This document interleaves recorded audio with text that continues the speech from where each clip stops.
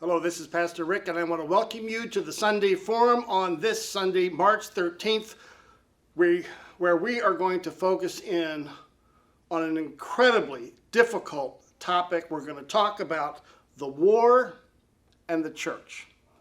And so, yes, we're going to talk about the Russian invasion of Ukraine, but we're going to focus on the churchly side of this conflict, the Russian Orthodox Church and how it reacts then to the war, because what we see here is another possible major split, but this time in the Orthodox world between possibly the Russian Orthodox Church and a newly forming independent, autonomous Ukrainian Orthodox Church. Now let me start out by saying, when you're in Russia, there is a close relationship between the church and the state. And we understand this, right? Because for how long, right, in the East did the Russian Orthodox Church suffer under the communist regime? And so now when they have someone like Putin who sees himself as a guardian of the Russian Orthodox Church, they are thrilled. And so Putin is the guardian of the church, and the church supports all of Putin's policies. So one gets this close relationship. Nevertheless, when war breaks out, what do we expect from, well, any church who proclaims Jesus as Lord? And Jesus always comes proclaiming peace. So one would expect some voices from the Russian Orthodox Church speaking out for peace. And the first week of the war, I can tell you, I was surprised because one didn't hear anything. Again, the church was just following Putin 100%. And again, Putin was saying, I'm here to support Russia, Mother Russia, and yes, the church as well. But that all changed last week when over 176 clerics in the Russian Orthodox Church wrote a letter to Putin challenging him and saying that the invasion had to stop and that peace talks needed to begin. So we're going to talk about that letter and what it represents in a second. But to understand this mild protest or this mild challenge by Russian Orthodox clerics, we need to go back and just review a little history from Russia. And we begin by saying, well, where did the Russian state begin? Begins almost 1,000 years ago, and you may be surprised by this, but it's about the Swedes, right? It's about these Vikings coming down from the north, trying to establish trade routes between the Baltic, which they dominated, and the Black Sea. And there are river connections between the Baltic and the Black Sea, and the Vikings came down in two waves, a northern wave and a southern wave, two routes along these major rivers to establish trade. And they settled these two river routes. They dominated trade, that was their goal, and then they started mixing with the Slavic peoples. And they established there a new state centered around, here you go, Kiev. It was called Kievan Rus, because these Swedes very quickly adopted the local language, or they were bilingual in nature. And yes, they mix with the Slavic peoples, but they also conquered some of those same tribes. And you know who was the leader of this Swedish band? Vladimir the Great. Vladimir the Great. Of course, that becomes then Putin's namesake. And they converted from their Swedish gods of Thor to Russian Orthodox, or what would have been Eastern Orthodox at the time. And so within 2 or 3 centuries, or at least by the 11th century, this new state had really cut themselves off from the culture of Sweden. Now they were sort of a new people where you had these Vikings mixing with the Slavic people, speaking a new language, having a new organization of the state, this Kievan Rus, R-U-S, and then adopting a new religion, not the religion from back home, but now Eastern Orthodoxy. So that's really the basis of the Russian state. This was one of the first organized states in Europe, especially in Eastern Europe. And so when the story is told of Russia, they often tell the story of where it all began 1,000 years before there in Kiev. And so that's important as we think about this. Think about our Philadelphia, right? About where our country begins to organize itself as an independent state. It's that sort of emotional tie that the Russian peoples, like in Belarus or in Russia or in Ukraine, have toward Kiev. This is where it all began. Or we might even say here in Florida, St. Augustine, right? The oldest city in the United States. A lot of emotion tied around Ukraine, this area, and Kiev. So how about their religion? I said that they converted from worshiping the gods of Sweden, of Norway, of Scandinavia, of Thor and Odin, right? And they became Eastern Orthodox, again, about in the 11th century, 10th century. And interestingly, this is when you had the great split in the church between East and West. You had that tension. And then you have then the Western Church forming around Rome, which we now know becomes the Roman Catholic Church. And then, of course, around Constantinople, you have Eastern Orthodoxy rallying there around its capital in the East. And so this is a major development, especially in this southern kingdom where Kiev is the center. Here they are really developing into major trade. They're wealthy, they're prosperous, and they're developing. And because they have the new religion, this becomes really the new religion of the East, the new religion of Russia.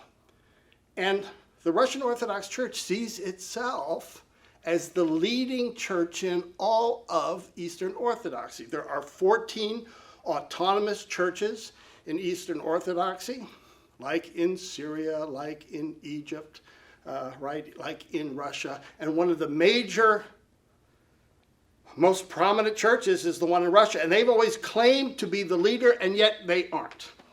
It's Bartholomew I, who is the patriarch of Constantinople. He's named the ecumenical patriarch of the Eastern Orthodox Church. I met him actually about 15 years ago in Constantinople, and he's considered the first among equals.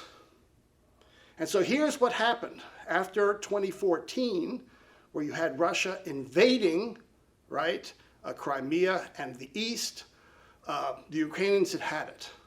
And they said they wanted to become an independent, autonomous church, which would say now instead of 14 autonomous Eastern Orthodox churches, we'd have 15.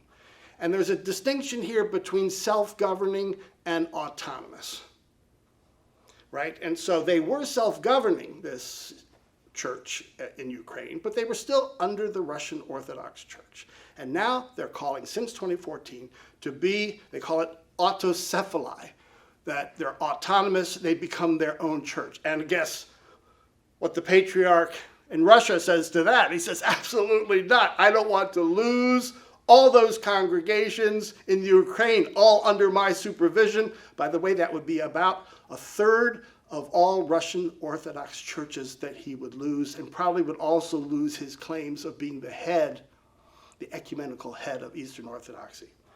Okay, so that was a lot of history. I hope that you followed it, but you can see the political history goes back to Kiev, of all these Russian peoples, as well as the importance of Ukraine and Kiev on the Russian Orthodox Church.